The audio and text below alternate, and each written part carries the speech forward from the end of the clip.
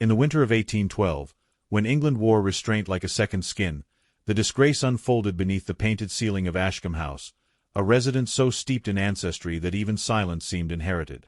The chandeliers were unlit, daylight filtering coldly through tall windows, casting pale reflections upon polished floors where generations of dukes had walked without ever questioning their right to command. It was here, in this room shaped by power and expectation, that Eleanor Whitcombe stood with her hands folded before her, her posture composed, her face carefully schooled against fear. Eleanor was 27, an age when a woman's future was expected to be already secured, yet hers rested on a knife's edge. Born to a clergyman of gentle lineage but ruined fortune, she possessed neither dowry nor influential relations, only an education earned through sacrifice and a reputation guarded with vigilance. As companion to the Dowager Duchess of Ashcombe, she occupied a place that was neither servant nor equal, tolerated so long as she remained useful, invisible, and grateful. For 2 years she had fulfilled this role with quiet excellence, attending, reading, listening, and never presuming to belong. The Dowager herself sat nearby, hands trembling faintly upon her cane, her health weakened by age but her pride undiminished. Beside the hearth stood her son, Adrian Hale, the Duke of Ashcombe, a man of 32 whose title weighed as heavily as his gaze. He was tall, immaculately dressed, his manner precise to the point of severity. The Duke had been raised to believe that order was virtue, that lineage justified authority, and that emotions, like servants, must be kept firmly in place. His voice cut the air without ceremony. He spoke of efficiency, of propriety, of the household's needs, his words smooth and controlled, as though rehearsed long before Eleanor entered the room. There had been complaints, he said, murmurs of impropriety in society, whispers that required swift correction. He did not accuse her of misconduct, yet neither did he defend her. In his world, doubt alone was sufficient cause. Eleanor listened without interruption, her eyes lowered not in submission but restraint. She understood, with painful clarity, the fragile nature of her position. A single rumor could undo her entirely, and dismissal from Ashcombe would echo far beyond its gates. The Duke concluded with a sentence delivered coolly, almost casually, yet sharpened by its certainty. He reminded her that positions such as hers were easily filled, that he could, without difficulty, engage 50 women of similar capability and background. The room seemed to still. Eleanor raised her eyes then, meeting his gaze for the first time. What passed between them was brief, yet it carried the weight of years of quiet endurance. In that instant, she saw not merely a powerful nobleman but a man accustomed to obedience, unchallenged by consequence. And the Duke, for his part, saw something unexpected, not fear, but resolve. Her reply was neither loud nor dramatic. It was spoken evenly, with a calm that startled even herself. She told him, simply, to do so. The words fell into the space between them, unadorned and final. Then, without awaiting permission or offering apology, Eleanor inclined her head toward the Dowager Duchess, turned, and walked from the room. The sound of her retreating steps echoed faintly along the corridor, each one a measured act of defiance. Servants averted their eyes as she passed, sensing instinctively that something irreversible had occurred. Eleanor did not allow herself to falter until she reached her small chamber, where she closed the door and rested her hand against it, steadying her breath. She knew what she had sacrificed. Respectability, security, even survival now stood uncertain. Yet beneath the fear stirred a fragile sense of dignity, long denied and fiercely claimed. In the drawing-room, the Dowager Duchess stared after her in stunned silence, while the Duke remained motionless, his expression unreadable. He had intended dismissal, not resistance. Her departure had disrupted the order he so carefully maintained, leaving behind a discomfort he could neither name nor dismiss. For the first time in his life, obedience had not followed command, and the absence it created pressed upon him with quiet insistence. By evening, whispers had begun. In a society where words traveled faster than carriages, Eleanor's refusal spread through corridors and parlors, reshaped by curiosity and judgment alike. Some would call her ungrateful, others reckless, but none would forget her name. As night settled over Ashcombe House, the Duke stood alone at a window, watching the darkened grounds, troubled by a truth he did not yet understand. The woman he believed replaceable had taken something with her, and the house felt altered in her wake. Beyond the estate walls, Eleanor's future narrowed to uncertain roads and borrowed kindnesses, yet her resolve did not falter.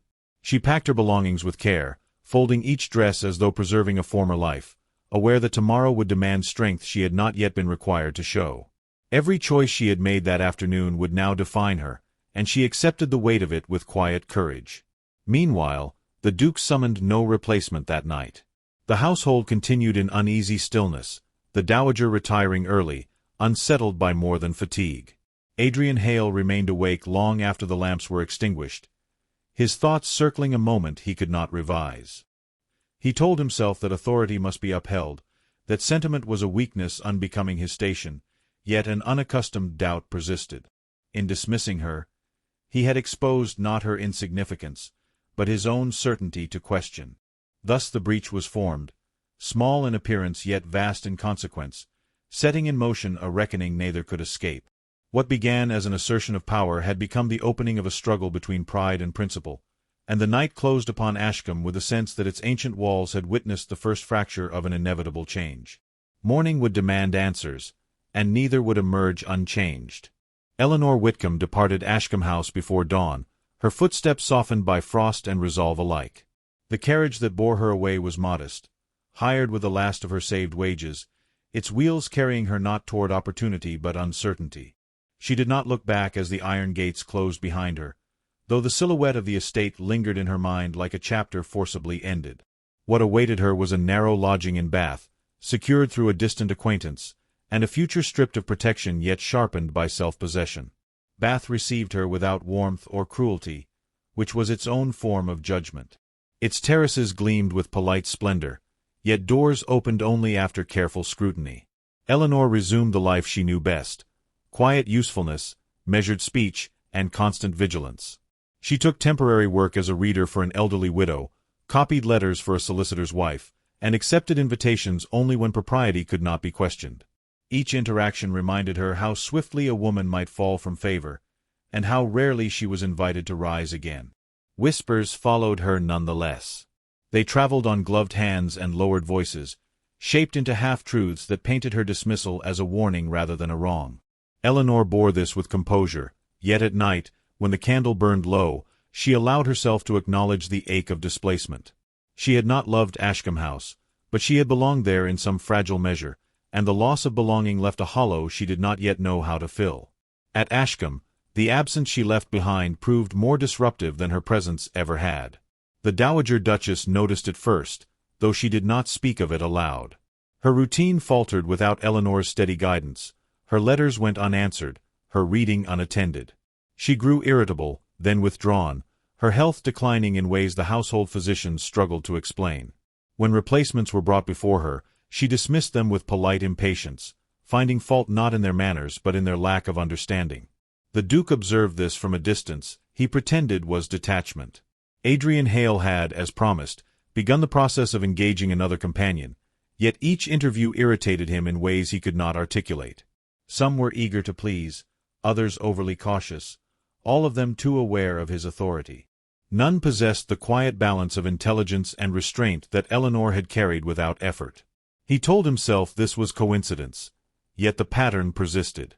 Beyond the household, society offered him no reprieve. Invitations multiplied, each accompanied by expectation. Marriage, once an abstract duty, now pressed upon him with insistent urgency. He was introduced to suitable young women of fortune and lineage, their smiles practiced, their conversation careful. He performed his role with precision, yet found his attention wandering, his patience thinning. He had grown accustomed to speaking freely in Eleanor's presence, to being understood without explanation, and the realization unsettled him. Gossip reached him in fragments, murmured by acquaintances who mistook familiarity for permission. They spoke of Eleanor Whitcombe as one might discuss a lesson, her defiance framed as folly, her future as cautionary tale. Adrian listened without interruption, his expression neutral, yet something tightened within him each time her name was spoken.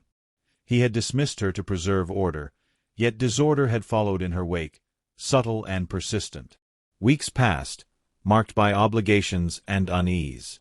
One evening, sorting through correspondence long neglected, the Duke came upon a volume misfiled among estate accounts. It was a book Eleanor had once recommended to his mother, its margins annotated in her neat hand. He paused, fingers resting against the page, struck by the familiarity of her thoughts, the clarity of her voice preserved in ink. The discovery felt uncomfortably intimate, a reminder of a connection he had underestimated. He returned the book to its shelf, yet could not dismiss the impulse that followed. The next morning, he instructed a footman to send it, without explanation, to an address in Bath he obtained through discreet inquiry. The gesture was small, almost impersonal, but it marked the first crack in his carefully maintained restraint. He told himself it was courtesy, nothing more, though he awaited acknowledgment with an attention that betrayed him. Eleanor received the parcel with surprise that bordered on disbelief. The book lay within, unchanged, accompanied by no note. She recognized it instantly, the familiarity stirring a mixture of gratitude and irritation. The Duke's silence spoke loudly, suggesting concern without apology, presence without accountability. She returned the volume the following day, adding only a brief message of thanks, its tone courteous and final.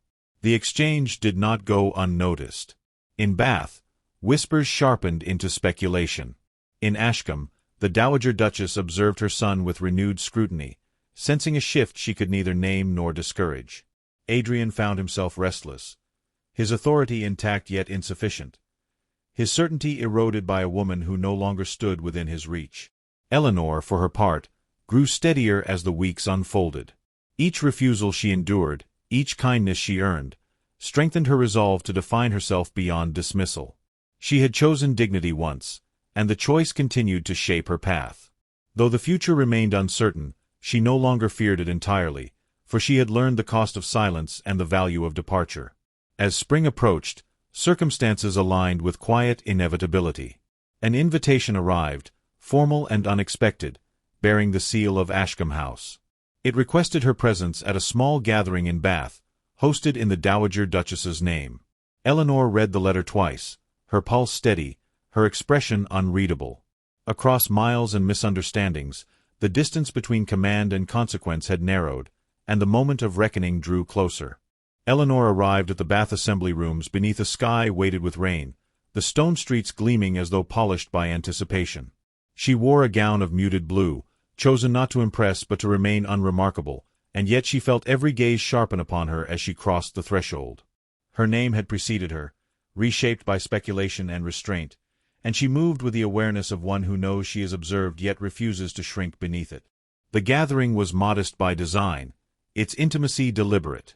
Candles glowed softly along the walls, reflecting off crystal and silk, while conversation murmured like a restrained tide.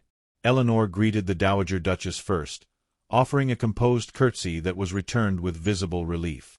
The older woman's grasp lingered longer than propriety required, her eyes conveying gratitude that words could not safely express. For a brief moment, Eleanor felt the echo of her former place, not as possession, but as presence. She sensed him before she saw him.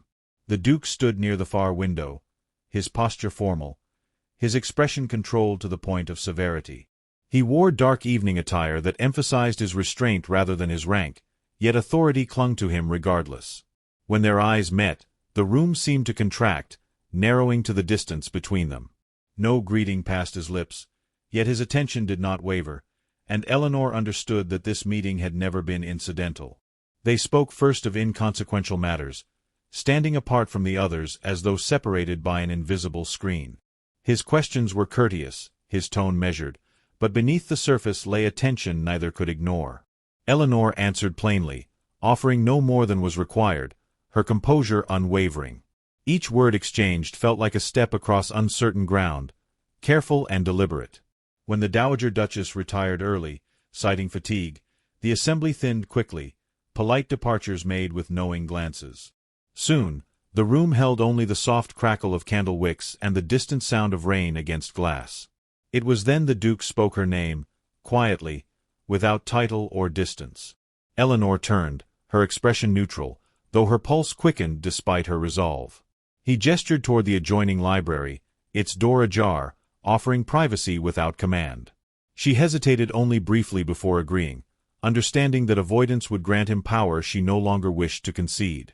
Inside, the room was dim, lined with books she once knew well, the scent of leather and dust stirring memory as keen as pain. The door closed behind them with a finality that demanded truth. For a time, neither spoke. The Duke stood rigid, his hands clasped behind him, as though addressing a chamber rather than a woman. When he finally turned, the severity in his gaze had softened, replaced by something unsettled. He did not apologize, not directly. Instead, he spoke of misjudgment, of the burden of responsibility, of how authority often required decisions made too swiftly and defended too stubbornly. Eleanor listened, her face unreadable. When he finished, she replied with a calm that carried more weight than reproach. She spoke of dignity, of how obedience born of fear was not loyalty but erosion. She reminded him that she had asked for nothing beyond fairness, and that her departure had been an act of preservation, not rebellion. Her words were precise, restrained, yet each syllable struck with deliberate force. The Duke's composure faltered. He confessed then, in measured fragments, that her absence had unsettled more than his household. He spoke of silence where understanding once stood, of conversations that rang hollow without her quiet clarity. It was not a declaration of affection, but it was nearer to vulnerability than he had ever allowed himself. Eleanor regarded him steadily, recognizing the risk inherent in his admission. Yet restraint prevailed. She told him that recognition, however belated, could not undo consequence. Her future was her own now, shaped by choices she alone must bear. She did not ask what he intended, nor did she offer reassurance. The balance between them had shifted, and she would not rush to restore what had once diminished her. A knock sounded at the door, polite yet insistent, signaling the close of the evening. The moment fractured, leaving behind a stillness heavy with what remained unsaid. The Duke inclined his head, a gesture of respect rather than authority, and stepped aside to allow her passage. As she moved past him, their hands brushed briefly, an accidental contact that carried more weight than any vow. Eleanor departed into the night, the rain cooling her flushed resolve. She did not look back, yet she felt the gravity of the exchange settle within her. Words once spoken could not be reclaimed, and something irreversible had occurred between them. She had not yielded, nor had she hardened entirely. Instead, she had claimed her voice, and in doing so, altered the terms of every future encounter. Within the library, the Duke remained long after she had gone. He stared at the closed door, aware that control, once fractured, could not be restored by command alone. For the first time, he understood that the choice she had made months earlier had not been a departure from him, but a return to herself. The realization carried both loss and possibility, entwined beyond separation. As dawn crept slowly toward the horizon, each lay awake in separate quarters of the city, bound by an unspoken understanding that the past could no longer dictate the future. Society still loomed, expectations intact, yet something essential had shifted. What followed would demand courage neither had yet fully measured, and the reckoning, delayed though it was, had drawn inexorably closer. Morning arrived in Bath with a clarity that felt almost deliberate, as though the city itself had chosen to bear witness. Eleanor rose early. The events of the previous night settled within her like a measured heartbeat. She dressed without haste, aware that whatever followed would not be undone by speed or avoidance. Her reflection revealed no triumph, only steadiness, and she accepted it as the truest mark of change. Across the city, Adrian Hale prepared for obligations he had long postponed. Correspondence lay unopened upon his desk, bearing crests and expectations that once commanded immediate compliance. Among them rested a letter from his mother, written in a hand weakened by age yet sharpened by perception. She spoke not of illness or household matters, but of Eleanor, of gratitude owed and wrongs committed in silence. The Duke read it once, then again, recognizing that authority unexamined had brought him to this threshold. By midday, Bath stirred with quiet anticipation. News traveled swiftly that the Duke of Ashcombe had declined an introduction long arranged, an act small in appearance yet unmistakable in implication. Speculation followed him through drawing-rooms and promenades, for society rarely forgave deviation without scrutiny. Adrian bore this with an unfamiliar calm, for his thoughts had moved beyond approval toward something far more exacting. Eleanor received an invitation that afternoon, delivered by hand and sealed without ostentation. It requested her presence at a private walk along the Royal Crescent, no witnesses implied, no demand stated. She considered the letter carefully, then accepted, not as concession, but as choice. The hour named was neither bold nor furtive, but honest in its restraint. They met beneath a sky newly cleared of rain, the stone glowing pale gold in the late light. The Duke approached without attendants, his manner unadorned, his gaze steady. He did not begin with apology or plea. Instead, he spoke of consequence, of how actions reverberate beyond intention, and how he had come to understand that command without regard is merely noise.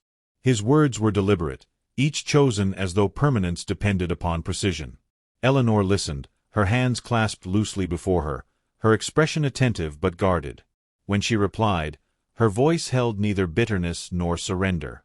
She spoke of equality earned through respect, of how love, should it exist, must be grounded in recognition rather than rescue. She did not accuse him, nor did she absolve him. The space she held between them was intentional, a boundary defined by self-knowledge. The Duke answered with a declaration shaped not by urgency, but resolve. He told her that he would no longer ask her to fit within the margins of his life, but would reshape the center itself. He spoke of standing against expectation, of honoring her publicly, not as possession, but as partner. His voice did not rise, yet its conviction carried unmistakable weight. Silence followed, rich and evaluative. Eleanor searched his expression for certainty beyond words, for humility sustained rather than performed. What she found was restraint, steady and unflinching. She understood then that power, once examined, could be transformed rather than abandoned. Her acceptance was quiet, spoken not as surrender, but alignment. The days that followed unfolded with measured inevitability. The Duke addressed his household first, acknowledging error without elaboration, restoring Eleanor's name with clarity that permitted no speculation. Society responded with predictable division, yet even its sharpest whispers dulled beneath the certainty of his stance. A woman defended openly by a man of rank was not easily dismissed, and Eleanor stood unhidden, her dignity intact. The Dowager Duchess welcomed her not as companion, but as honored guest, her approval neither subtle nor restrained. Health returned gradually, carried on relief rather than remedy, and the household settled into a new order shaped by mutual regard. Eleanor did not resume her former role, nor was she expected to. Her presence was no longer conditional, and the distinction altered everything. Adrian, for his part, relinquished no responsibility, yet bore it differently. Authority no longer served as shield, but as instrument, wielded with awareness rather than reflex. He discovered that partnership demanded vigilance, not dominance, and he accepted this with an earnestness that surprised even himself. In Eleanor's steadiness, he found not challenge alone, but calibration.